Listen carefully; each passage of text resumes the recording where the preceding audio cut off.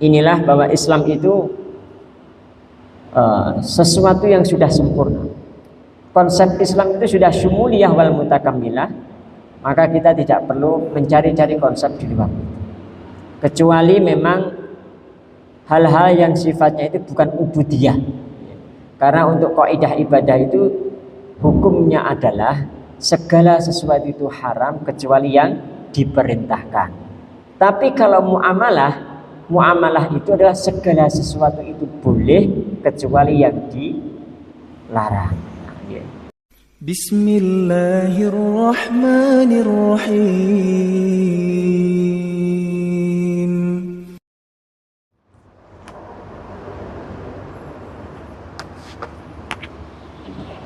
Bismillahirrahmanirrahim. Assalamualaikum warahmatullahi wabarakatuh.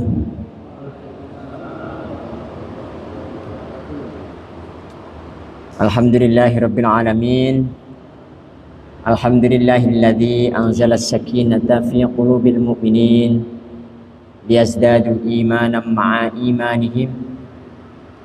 Asyhadu an la ilaha illallah wahdahu la syarika lah wa asyhadu anna Muhammadan abduhu wa rasuluhu alladzi la nabiyya ba'dah. Allahumma shalli wa sallim wa barik ala Muhammad wa ala alihi wa ashabihi ajma'in wa man tabi'ahum bi ihsanin ila yaumiddin, amma ba'du. Ya ayyuhalladzina amanu taqullaha haqqa tuqatih wa la tamutunna illa wa antum muslimun. Ya ayyuhan nasu taqu rabbakumul ladzi khalaqakum min nafsin wahidah wa khalaqa minha zawjaha wa batha minhuma rijalan katsiran wa nisaa'a wattaqullaha alladzi tasaaluna bihi wal arham innallaha kana 'alaikum raqiba.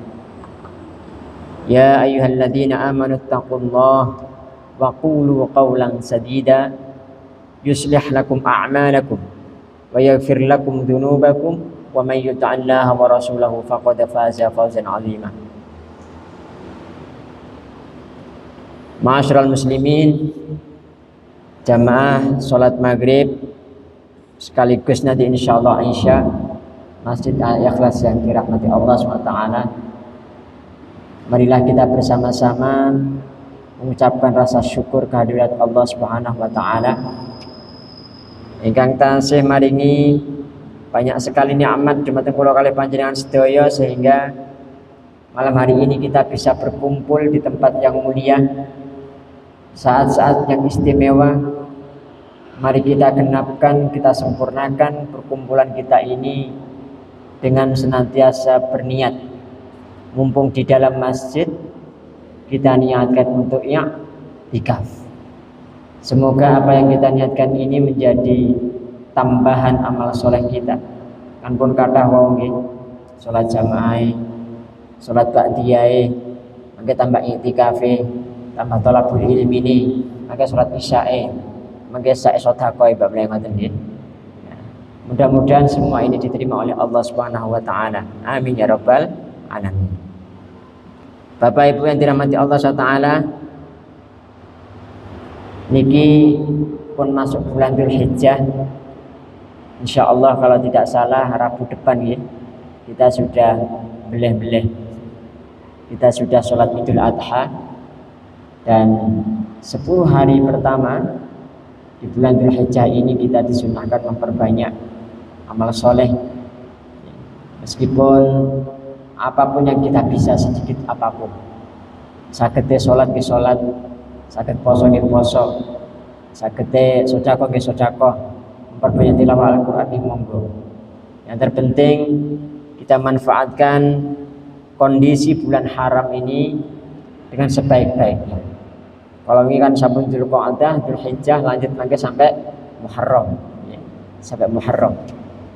Yang perlu kita waspadai, jangan sampai kita melakukan kesalahan besar, apalagi disengaja.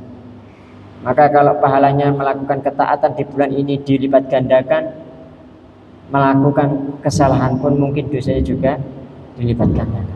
Mari kita waspadai bersama Semoga kula kalih panjenengan sedaya niki pikantuk tiyang sing senantiasa mendapatkan hidayah dari Allah SWT, dimudahkan melakukan ketaatan, dipersulit melakukan kemungkaran, sehingga kula kalih panjenengan sedaya termasuk orang-orang yang diselamatkan dunia dan akhirat. Amin ya rabbal alamin.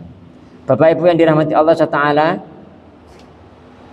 kalau wulan wingi kula nyampeaken hadis yang nomor 135. Masya Allah, assalamualaikum. Ini ada saudara saya dari jauh ke Melagi, rawuh mriki ya, insyaallah. Abah Ahmad. Masya Allah, assalamualaikum. Insyaallah, monggo. Iya. Bismillahirrahmanirrahim.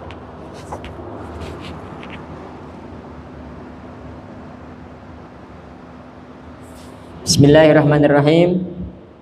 Hadis sing kala wingi kula nerangaken bab tentang masalah bahwa tidak ada sholat setelah sholat subuh dan sholat asar. Masih ingat nama mboten?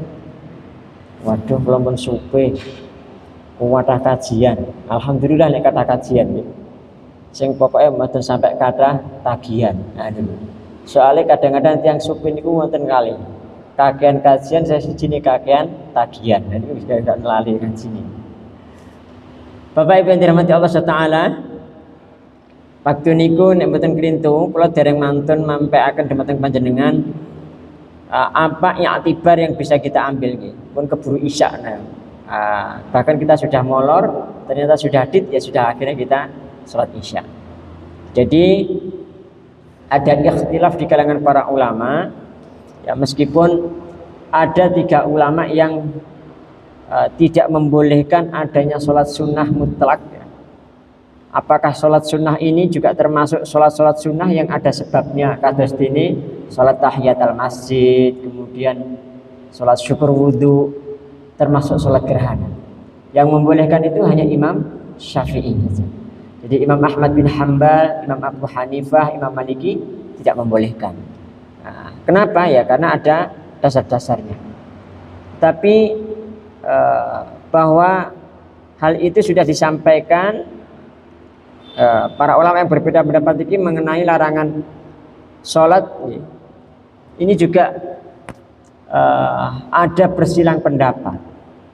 Pertama Imam Abu Hanifah Malik dan Imam Ahmad kalau kan kalau sampai akan niki ada dalil di dalam penyusunan kitab sunan. Kitab sunan yang 4 itu, Sunan Imam Ahmad, At-Tirmidzi, Ibnu Hibban, An-Nasai dan sebagainya, dan Tirmidzi. Itu bahwa Ibnu Umar, Rasulullah SAW itu menyampaikan begini. La sholata ba'dal fajri illa sajdatain. Tidak ada sholat setelah fajar kecuali 2 sujud. Maksudnya itu adalah 2 rakaat sholat subuh itu. Nah, di sini pun juga berbeda pendapat. Imam Syafi'i itu menyampaikan bahwa larangan dimulai dari sholat fajar. Maksudnya ini tidak ada sholat lagi setelah sholat fajar. Jadi setelah sholat subuh sampai matahari terbit itu tidak ada sholat. Tapi yang dipun dadosaken dalil oleh mazhab Hambali ini berbeda. Jadi yang dimaksud ini bukan sholatnya tapi waktu fajarnya. Waktu fajar, kecuali sholat subuhnya dimaksud itu. Nah, hikmahipun apa? Kenapa kok kita dilarang melakukan sholat-sholat di waktu ini, di waktu-waktu pada subuh, pada asar ini, dalam rangka agar kula kalih panjenengan sedaya niki tidak menyerupai orang-orang musyrik. Karena orang-orang musyrik itu bersujud kepada matahari ketika matahari itu terbit dan ketika matahari terbit. Mungkin Masya Allah, ternyata hikmah yang terbesar di situ. Bahwa Islam itu menginginkan apa? Agar umatnya ini dalam ibadah, dalam kebiasaan itu termasuk itu dihindarkan dari hal-hal yang sifatnya tasyabbuh. Tasyabbuh itu artinya adalah menyerupai. Karena ada satu ungkapan, man tasyabbaha biqaumin fahuwa minhum. Barang siapa yang menyerupai suatu kaum, maka dia termasuk bagian darinya. Nah, ini kita harus hati-hati. Masya Allah gitu. inilah bahwa Islam itu sesuatu yang sudah sempurna. Konsep Islam itu sudah syumuliyah wal mutakamilah, maka kita tidak perlu mencari-cari konsep di luar itu. Kecuali memang hal-hal yang sifatnya itu bukan ubudiyah. Karena untuk kaidah ibadah itu hukumnya adalah segala sesuatu itu haram kecuali yang diperintahkan. Tapi kalau muamalah itu adalah segala sesuatu itu boleh kecuali yang dilarang. Jadi kalau ibadah itu segala sesuatu itu dilarang kecuali yang diperintahkan. Nek wonten hadise, wonten Qur'ane, wonten perintah itu berarti bisa dilakukan. Tapi kalau tidak ada, nah itu kita harus hati-hati. Tapi ini ibadah mahdhah, ya, sholat terutama, ya. Tapi kalau wirid, nah, wirid itu bebas. Meskipun demikian, wirid itu juga tentu kita mengutamakan wirid-wirid yang maksur, wirid-wirid yang dicontohkan oleh baginda Nabi Shallallahu Alaihi Wasallam. Bisa doa-doa itu dari ayat-ayat Al-Quran, bisa dari apa yang diamalkan oleh para Nabi Shallallahu Alaihi Wasallam dan juga para nabi-nabi yang lain, itu dibolehkan. Karena kenapa? Karena ada sejarah. Ini fenomena. Saya kebetulan kenal dengan salah seorang peruqyah. Jadi pernah beliau itu menceritakan ketika meruqyah seseorang yang terkena gangguan jin itu, salah satunya itu mengamalkan satu wirid, yang wirid itu ternyata tidak pernah diajarkan oleh Nabi. Duka kenging nopo, ternyata kok kerasukan. Wallahu a'lam bishawab. Maka dari itu, kalau kalih panjenengan sedaya pun golek amane mawon. Dan itu pun juga hitungannya pasti dibatasi. Rasulullah SAW pun juga memberikan keringanan kepada umatnya, tidak sekian ribu, sekian puluh ribu, sekian ratus ribu apalagi. Karena menurut penelitian, orang yang mengucapkan kalimat yang sama lebih dari sekian ribu kali, maka dimungkinkan akan kepleset. Nah, ciloko nih pas padahal kepleset niku ternyata bisa memanggil namanya jin. Nah, maka jin itu bisa masuk ke dalam orang itu, akhirnya kerasukan. Nah, ini hikmah yang bisa kita ambil, dan Islam itu adalah memudahkan, tidak mempersulit. Yassiru wala tu'assiru, mudahkanlah, jangan engkau persulit. Bapak Ibu yang dirahmati Allah SWT, pun niku tambahan niku wae. Sakniki kula badhe maringaken hadis ingkang nomor 736. Hadis niki tentang larangan mencegah. Nah niki. Larang mencegah. Maksudnya kita harus membolehkan, tidak boleh melarang. Apa itu? Jangan melarang orang yang tawaf dan sholat di Baitullah kapanpun dan dimanapun. Hadisnya ngeten. Wa an Jubair bin Mut'im, dari Jubair bin Mut'im, qala, dia berkata, qala, bersabda sapa Rasulullah sallallahu alaihi wasallam, ya Bani Abdi Manaf, he Bani Abdi Manaf, la tamna'u, ojo nglarang sapa sira kabeh ahadan salah sejenis sapa sira. Tawafa, wong sing tawaf bihadal baiti ing Baitullah iki. Wa sallan salat ayyata sa'atin. Jadi, dan orang yang melakukan sholat di satu waktu sya'a, kapan saja, minal laili, pada waktu apakah itu malam, au naharin, atau siang. Rawahul khamsah, hadis niki diriwayatkan oleh 5 imam hadis. As-sahahahu at-Tirmidzi, disahihkan at-Tirmidzi wa Ibnu Hibban dan Ibnu Hibban. Bapak Ibu ingkang minulya, hadis niki Masya Allah niki sahih. Hadis ini sahih. Ya, bahkan kalau Imam Ad-Daraqutni Al-Hakim niki mau sakit memiliki hasan sahih. Kalau wonten sebat di pertama ya Abdi Manaf. Abdi Manaf jenengan perso Abdi Manaf. Abdi Manaf niku kakake Rasulullah SAW nggih. Panjenengan pirsa nek silsilah Kanjeng Nabi niku sinten? Bapake Kanjeng Nabi sinten asmane? Abdullah. Bapake Abdullah sinten? Abdul Muthalib. Bapake Abdul Muthalib sinten? Hashim. Bapake Hashim sinten? Abdul Manaf. Nggih. Bapake Abdul Manaf sinten? Kilab, ya. Kilab nama sinten? Masuk lento. Kusai, ya. Kusai dulu, baru setelah Kusai kemudian bin Kilab bin Murrah. Bapak Ibu yang dirahmati Allah SWT, dados ketika Nabi menyampaikan kepada Jubair bin Mut'im ini, dia mengatakan bahwasanya wahai Bani Abdi Manaf. Kenging napa kok disebutaken temriki Abdi Manaf? Bapak Ibu yang dirahmati dening Allah SWT, Bani Abdi Manaf ini keturunannya, garisnya itu dari suku Quraisy. Wonten ing kota Mekah, keluarga bangsawan. Dia ini keluarga bangsawan yang termasuk kabilah yang terhormat. Dan tugasnya itu biasanya termasuk salah satunya menjaga Ka'bah Baitullah. Nah, makanya kemudian diberikan perintah, dipeseni kali Kanjeng Nabi, ojo nglarang wong sing tawaf lan sing salat. Nah, kemudian Bapak Ibu sekalian dirahmati Allah Taala,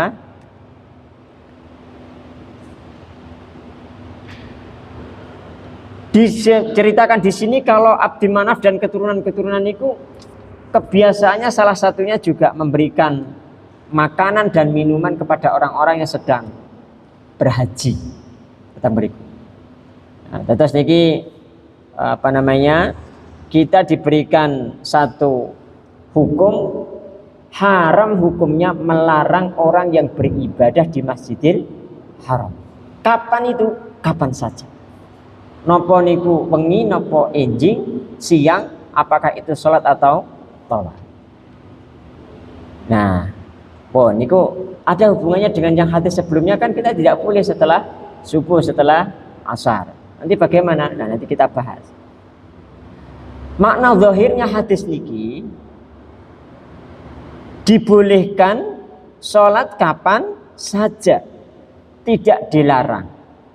Tapi sebagian ulama mengatakan begini, sesungguhnya yang dimaksud dengan sholat itu adalah 2 rakaat sunnah tawaf dan juga sholat yang dibarengkan dengan tawaf itu sendiri.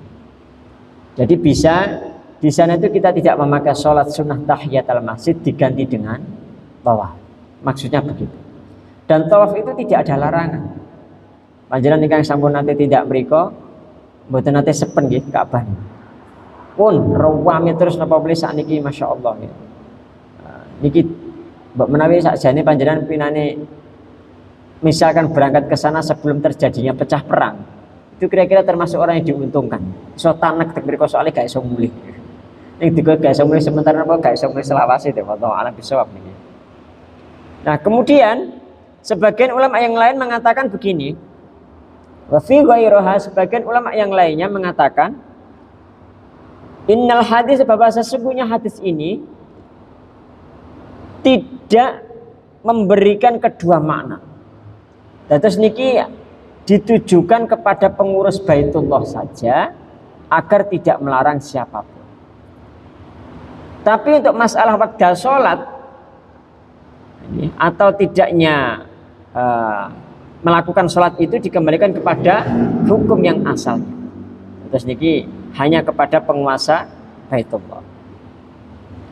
Niki menunjukkan keabsahan orang-orang yang berpendapat bahwasanya boleh sholat yang memiliki sebab. Nah, kalau mau nggih, kalau selain 3 Imam Syafi'i kok membolehkan, itu salah satunya dasarnya ini. Karena tidak boleh melarang sholat kapanpun di Baitullah. Ini dijadikan dasar bahwasanya dibolehkan sholat di waktu-waktu yang dilarang. Karena ini mengkhususkan hadis-hadis larangan itu ternyata sifatipun umum. Nah, kemudian Bapak Ibu sekalian dirahmati Allah Taala, tapi ini di Baitullah. Nah, kalau di sini bagaimana? Nah, kalau saya lebih memilih yang pertama. Jadi setelah sholat subuh, setelah sholat asar sebaiknya kita tidak melakukan sholat sampai matahari itu sudah ya terbit, sudah meninggi, kemudian baru sholat isyraq ya, kemudian duha. Kalau malam berarti masuk waktunya maghrib. Bapak Ibu, ini ada keutamaan yang luar biasa nih, sejarah besar memang di dalam hadis ini diceritakan itu. Masyarakat Quraisy niku kan khususnya Bani Manaf niku menjaga orang-orang yang dimuliakan oleh Allah SWT. Kan tiang-tiang yang mlebet teng Baitullah itu termasuk orang-orang yang dimuliakan oleh Allah SWT.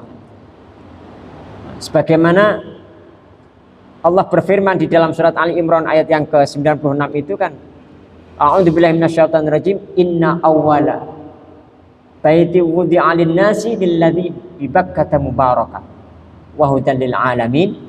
Sesungguhnya rumah yang mula-mula dibangun untuk tempat beribadah manusia niku nggih Baitullah. Baitullah niku ya wonten teng Mekah, terus teng mriki wonten teng Jabon niku sakjane namung replika nggih. Mboten mangke terus kemudian menghalalkan tawaf di situ. Itu hanya replika saja untuk latihan manasik haji. Nah, kemudian Bapak Ibu yang dirahmati Allah SWT, ada juga firman Allah yang lain ketika Allah itu meneguhkan posisinya Baitullah itu di dalam surat Al-Qasas nggih, ayat yang ke-100 angka yang ke-57 nih. A'udzubillahi minasyaitonir rajim. Awalam numakkin lahum haraman amin. Yujba ilahi samarati kulli syai' rizqan min. Dan apakah kami tidak meneguhkan kedudukan mereka? Ini artosnya secara bebas ngoten. Di daerah yang haram, tanah suci yang aminan, yang aman. Kemudian yujba ilahi samarat, yang didatangkan kepada tempat itu buah-buahan. Kulli syai'in, dari segala macam tumbuh-tumbuhan. Kangge napa? Rizqan, untuk menjadi rezeki, billadunna, dari sisi kami. Bapak Ibu, dados niki Baitullah itu adalah tempat yang istimewa. Pramiran itu kula pesen dumateng panjenengan, barangkali nanti yang belum atau mungkin mengulang kembali sejarah ziarah ke sana, ke Mekah, mohon meskipun tempat penginapannya itu jauh, kalau bisa diusahakan dengan sekuat tenaga untuk bisa sholat di Masjidil Haram. Karena sholat di Masjidil Haram itu pahalanya dilipat gandakan berapa kali? 100.000 kali. Karena sampai saat ini masih ada saudara-saudara kita sing sholat itu tenggene hotel piyambak-piyambak, keranten ketok kalau Ka'bah ning kono berarti kiblate ning kono, wis sholat iki ya padha wae soalnya kita tanah haram. Itu kurang pas. Jadi yang dimaksud 100.000 kali itu adalah sholatnya di posisi di Masjidil Haram. Apalagi sekarang sudah ada proyek pelebaran, terus tidak ada alasan lagi untuk tidak dapat tempat. Kula rumiyin tak rewangi mboten mulih mboten napa-napa. Sing pokok entuk panggonan. Saat ini terus kula pikantuk cerita, sekarang pokoknya kalau seandainya mau maghrib kok tidak dari asar, nggak dapat tempat katanya. Masya Allah nggih. Iki animo masyarakat luar biasa. Napa meneh sing badhe batas-batas jodoh nggih. Diperbanyak doa di sana niku kedah pikantuk teng mriku tempat. Berikutnya adalah hadis yang ke-137. Hadis yang ke-137 niki membahas tentang penghujungnya sholat maghrib dan juga termasuk permulaannya sholat isya. Ani bin Umar radhiyallahu an, dari Ibnu Umar radhiyallahu anhu, mugi-mugi Allah paring ridho dumateng Ibnu Umar. Anna Nabiyya sallallahu alaihi wasallam qol, bahwasanya Kanjeng Nabi nate ngendika, Asyafaqul humrah. Asyafaqul humrah niku artose asyafaq niku syufuk napa? Mega. Umrah niku merah, mega yang merah. Nah, rawahu Ad-Darqutni, hadis niki dipun riwayataken Imam Ad-Darqutni, wa sahahu Ibnu Khuzaimah, disahihkan Ibnu Khuzaimah, wa ghairuhu waqafahu ala Ibni Umar. Terus niki hadis niku dipun nilai sahih oleh Ibnu Khuzaimah dan juga para ulama yang lain. Beliau menilai hadis ini mauquf dari Ibnu Umar. Napa mauquf niku? Sumerap jenengan mauquf. Hadis mauquf niku nek tengene ulumul hadis niku nggih. Hadis yang merujuk pada satu riwayat atau hadis yang sanad nih. Sanad niku rantene rawi an nggih. Itu namanya sanad. Tapi nek rawi niku setunggal. Yang terakhir itu rawahu siapa? Bukhari, rawahu Muslim. Tapi kalau asalnya dari siapa niku namanya sanad. Nah, hadis mauquf itu yang sanadnya itu rantai periwayatannya terhenti sampai sahabat. Tidak sampai Nabi sallallahu alaihi wasallam. Jadi hanya sampai sahabat saja, tidak disandarkan kepada Rasulullah. Nah, bentuknya apa mongkon nggih macam-macam, nggih saged perkataan, saged perbuatan, apa persetujuan dari Nabi juga boleh. Nah niki tapi periwayatan karantan ini dari sahabat ini juga oleh para ahli hadis termasuk diwastani bisa disebut sebagai atsar. Bapak Ibu yang dirahmati dening Allah SWT. Jadi hadis niki peringkatnya niku hadis sahih tapi mauquf. Menawi Al-Imam As-Sun'ani mengatakan bahwa hadis ini diriwayatkan Imam Ibnu Khuzaimah dari hadis Ibnu Umar kalau mau terakhir secara marfu. Nah, nek marfu niku benten malih. Nek kalau mauquf itu berarti terhenti sampai sahabat, tapi nek marfu niku sandarannya sanadnya langsung dinisbatkan kepada Rasulullah sallallahu alaihi wasallam. Napa niku bisa saja hadisul qaul, hadisul fi'li, saged apa malih? Hadisut takriri. Nek qaul niku berarti ucapan Nabi, nek fi'li niku berarti perbuatan Nabi, nek takriri niku berarti takrir itu artinya diam. Diamnya Nabi ketika Nabi melihat seseorang melakukan sesuatu kok Nabi diam saja.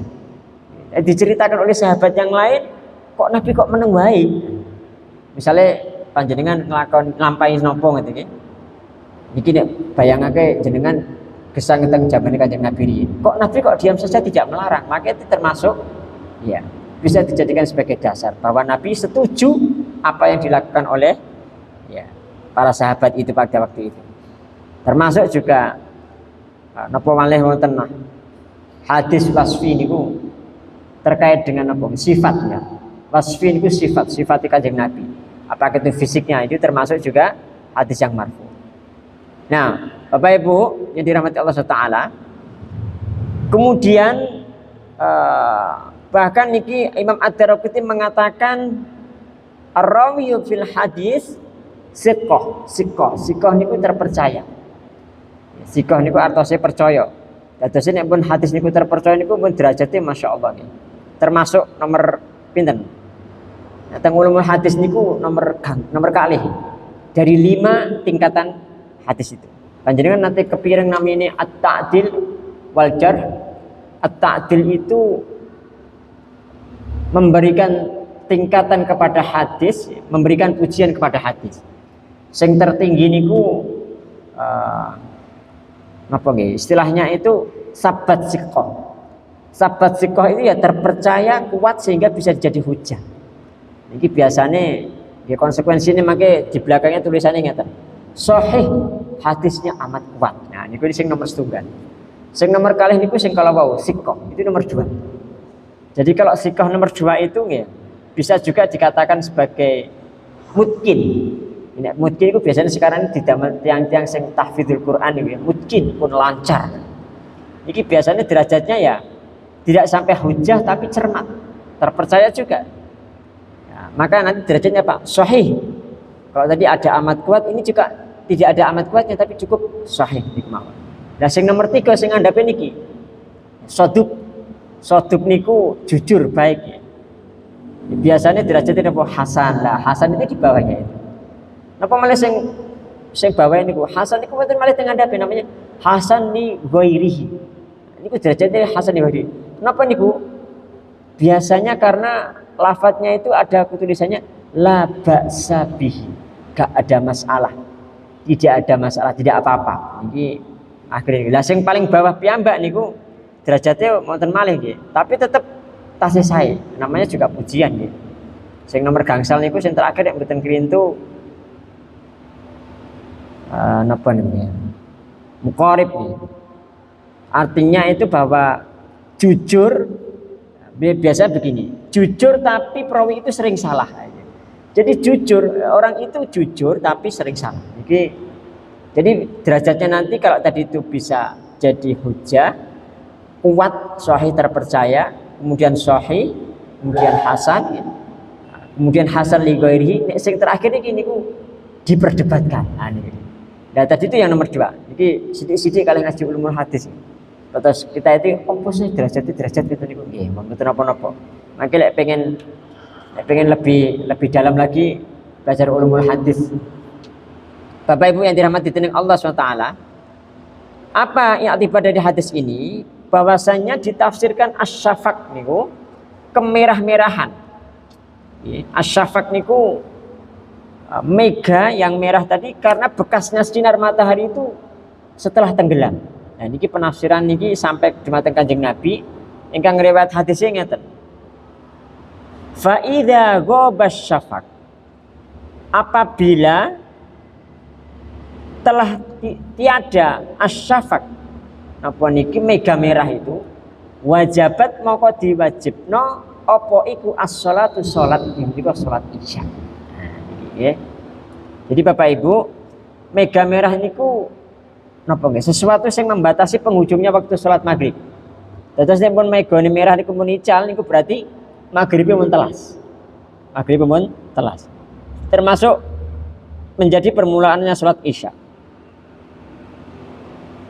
Nah, ini dibenarkan juga oleh Imam An-Nawawi, tetese salat maghrib niku sampai ilangnya mega merah. Pun niki pendapat 3 imam, Imam Abu Hanifah, Imam Syafi'i dan Imam Ahmad, bahwa itu sudah bisa dimulai waktunya sholat Isya. Lanjut ke hadis salah singipun nggih kan masih 1835, nanti kita lanjutkan lagi. Hadis yang nomor 138 niki hadis tentang 2 fajar. Wa ani bin Abbas, dari Abi Abbas ya, dari Ibnu Abbas radhiyallahu anhu. Qala, dia berkata, qala bersabda sapa Rasulullah sallallahu alaihi wasallam. Al fajru utawi fajar iku fajroni. Fajar niku wonten kali. Jadi fajar itu ada 2. Fajrun yuharrimut ta'ama. Fajar yang pertama niku mengharamkan makanan. Wa tahillu fihi sholatu, tapi menghalalkan sholat. Niki fajar sing nomor 1. Fajrun utawi fajar yang pertama itu sifatnya adalah yuharrimut ta'am, mengharamkan makanan. Wa tahillu fihi sholat, dan menghalalkan sholat. Wa fajrun, adapun fajar yang kedua iku tahrumu, mengharamkan fihi as-sholatu, ing dalam iku sholat. Artinya itu fajar yang kedua itu mengharamkan sholat ya. Ayu sholatus subhi, yang dimaksud ini adalah sholat subuh. Wa yahillu, lan menghalalkan fihi ta'am, di dalamnya itu makan.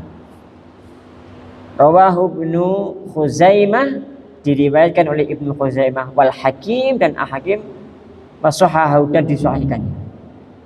Walil Hakim, dan untuk Hakim min hadisin Jabir nahwuhu ya. Hadis niki niku dari Hakim, dari hadis Jabir, bahwasanya disebutkan di sini dengan redaksi yang menilainya sahih. Hadisnya sama, hanya saja menambahkan redaksi yang mengharamkan makanan. Iki tambahane ngeten, wazada fil ladzi, ada tambahan yang yuharrimut ta'am, yang mengharamkan makanan. Unine ngeten, innahu yadhhabu mustatilan fil ufuq. Iki innahu yadhhabu mustatilan fil ufuq, bahwasanya sesungguhnya mustatilan niku membentengi, menggarisi, fil ufuq, sepanjang garis ufuk. Niki bahkan wa fil akhiri di dalam riwayat yang lain disebutkan innahu moko sak temene fajar iku kadzana bisirhan seperti ekornya serigala. Niki atau tambahan nggih. Tambahan saking kalau mau jadi hadis Jabir ada tambahan sedikit bahwa yuharrimut ta'amu diharamkan makanan itu innahu yadhabu mustatilan fil ufuk membatasi garisnya sepanjang ufuk. Di riwayat yang lain wa fil akhiri innahu moko sak temene fajar iku kadana bisirhan seperti napa kalau ekornya serigala. Bapak Ibu yang dirahmati dening Allah SWT, dados hadis niki sini ngeten bahwa ada komentar saking Al-Azhami yang dinilai sahih oleh Ibnu Khuzaimah ini adalah karena tidak ada yang menganggap hadis ini selain Abu Ahmad Az-Zubairi wonten hadis penguat yang sahih dari riwayat Jabir dari Al-Hakim Kalawau bahwa mengatakan Rasulullah SAW itu bersabda begini, al-fajru fajroni, bahwa fajar itu ada dua macam. Wa ammal ladzi yakunu, adapun fajar yang seperti kadana bisirhan, yang seperti ekor serigala. Fala yahillus sholati, maka tidak dihalalkan sholat. Wala yuharrimut ta'am, dan tidak mengharamkan makanan. Wa ammal ladzi yadhhabu mustatilan, adapun fajar yang membentang secara panjang fil ufuqi di garis ufuk, fa innahu maka sak temene fajar yang seperti itu yang mustatilan fil ufuq niku yahillus shalah, menghalalkan salat, wa yuharrimut ta'am, dan diharamkannya makan. Terus niki maksudnya ngeten Bapak Ibu. Fajar niku wonten dua macam. Yang pertama adalah fajar kadzib, yang kedua fajar shadiq. Hukum ini ku benten. Nek fajar sing pertama niku fajar sing membentang kados dene garis ufuk. Kados dene ekor serigala. Iki sampai pucuk ufuk iki warnane niku tasik putih kebiru-biruan. Ini fajar yang pertama ini fajar kadzib. Terus jeleret tok niku berarti fajar kadzib. Jeleret tok. Tapi nek fajar yang kedua niku fajar shadiq niku. Fajar yang sudah menyebar luas di ufuk dan warnanya itu tidak ada birunya, di putih cerah. Nah ini. Nah hukumnya yang fajar pertama fajar kadzib sing jeleret kalau wau niku tidak mengharamkan makanan, artose tasih pareng sahur. Terus nek panjenengan niku poso kok tesih enten jeleret tok ngeten garis nggih niku tasih angsal sahur. Karena masih ada waktu di situ artose tasih malam. Tapi sholat yang beriku wa tuharrimu fihi sholat, diharamkan sholat di situ maksudnya adalah tidak dibolehkan sholat subuh karena belum masuk waktunya subuh. Bismillahirrahmanirrahim. Kita lanjutkan. Jadi Bapak Ibu sekalian, hadis ini menerangkan tentang dua fajar nggih. Fajar sing pertama kalau sing tasih jeleret tok niku sifatnya mengharamkan salat tetapi tidak mengharamkan makan. Jadi tasih garis tok niku berarti masih boleh sahur tapi belum boleh salat, atau sebelum masuk sholat subuh.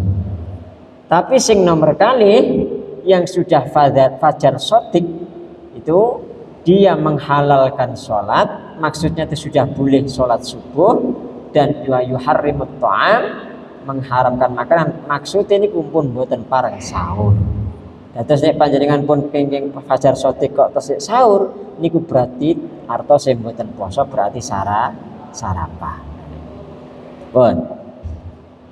Nah, kemudian Bapak Ibu sekalian, niki Kalau lanjutakan hadis yang nomor 139 mungkin cekap ya satu hadis itu sampai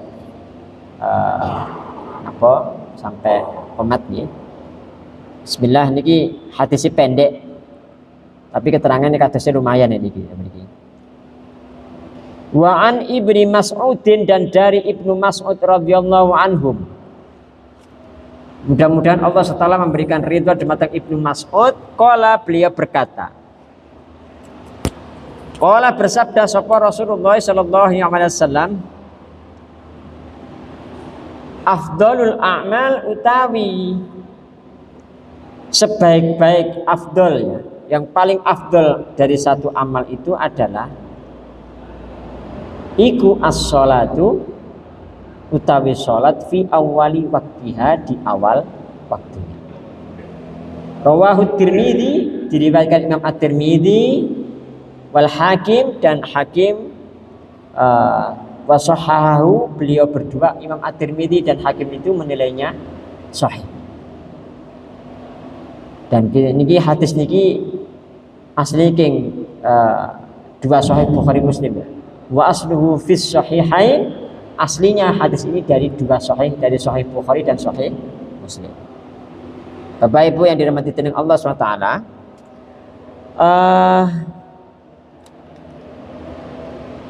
hadis yang dinilai sahih oleh Imam At-Tirmidzi dan ini kalau Al-Hakim itu, Imam Bukhari niku secara lebih khusus meriwayatkan di dalam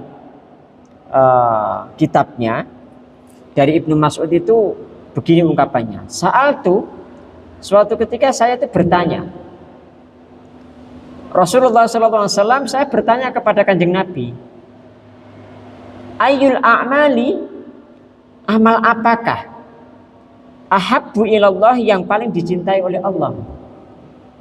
Maka qala, Rasulullah SAW menjawab, as-sholatu li waqtiha, bahwa sholat di awal waktu.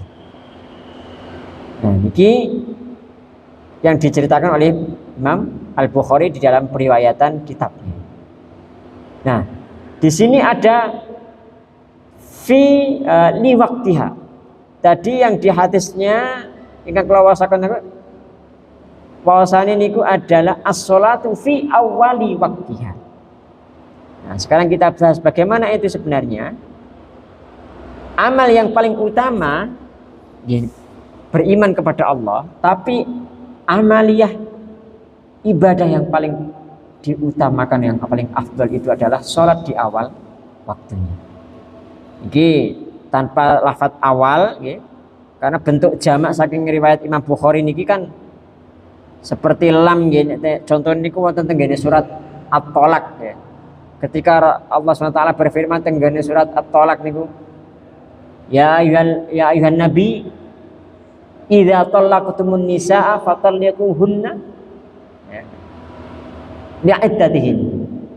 Wahai nabi, idza talaqtumun nisaa, jika kamu mau menceraikan istrimu, maka diperintahkan oleh Allah kepada nabi itu fatalliquhunna li'iddatihin, maka ya hendaklah mereka itu ditalak pada saat bisa menghadapi masa iddahnya yang wajar.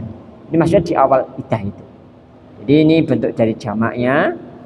Makanya tidak kemudian pokoknya teng jerone waktu, tidak. Tidak di masa waktu itu, tetapi di awal waktunya. Nah, dadase mriki jelas bahwasanya amal soleh yang paling utama itu sholat fardu di awal waktu. Bapak Ibu, dikecualikan dari itu adalah sholat yang disunahkan ya. Ada sholat-sholat yang disunahkan untuk diakhirkan. Ini pun apa? Sholat isya ya. Kalau sholat isya itu disunahkan diakhirkan, tapi maksudnya kita temukan batasan nih. Kenapa? Karena Rasulullah SAW itu pernah melakukan sholat isya di sebagian waktu malam setelah lewat. Beliau bersabda, innahu lawaktuha. Emut gihriin padahal kita masih ngaji di bawah itu. Ya, kita pernah membahas sholat isya itu kan masih di bawah nih, lantai 1 waktu itu. Innahu lawaktuha ya, sesungguhnya itulah waktunya. Ya, terus menerangkan salat Isya, terus dilanjutkan dening Kanjeng Nabi ngeten, laula an asyukko yento. Nah, ini Kanjeng Nabi niku laula an asyukko yento iku ora memberatkan apa ala ummati kepada umat. Jadi sebenarnya Kanjeng Nabi itu malah justru kalau seandainya tidak memberatkan umatku, maka sholat Isya itu malah diakhirkan.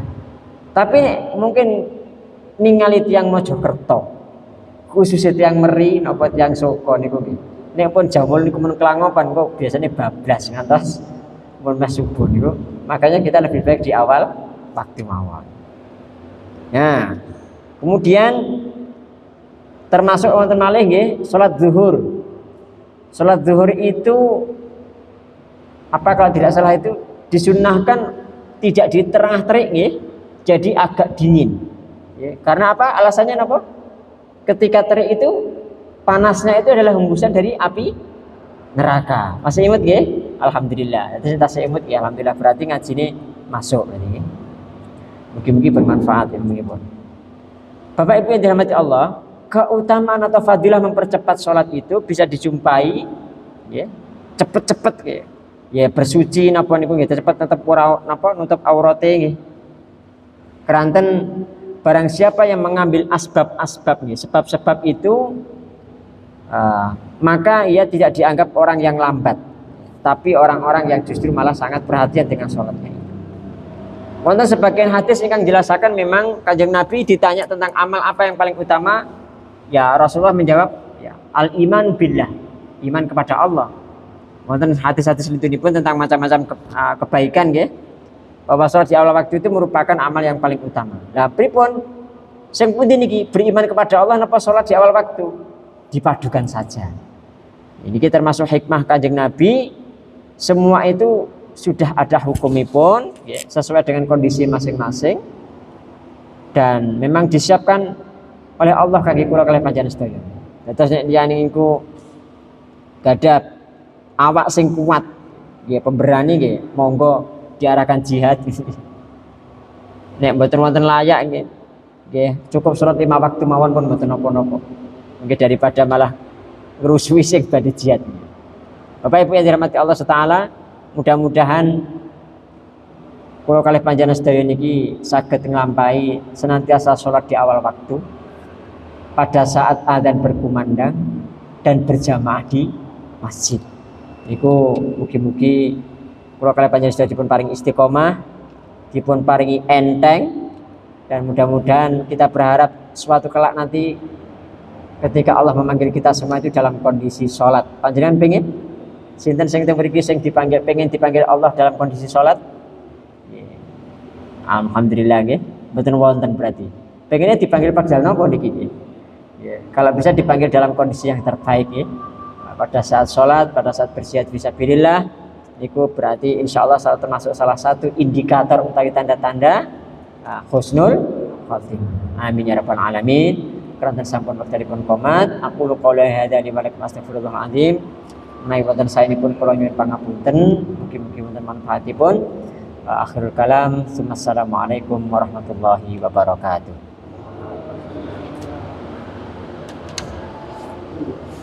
Wow.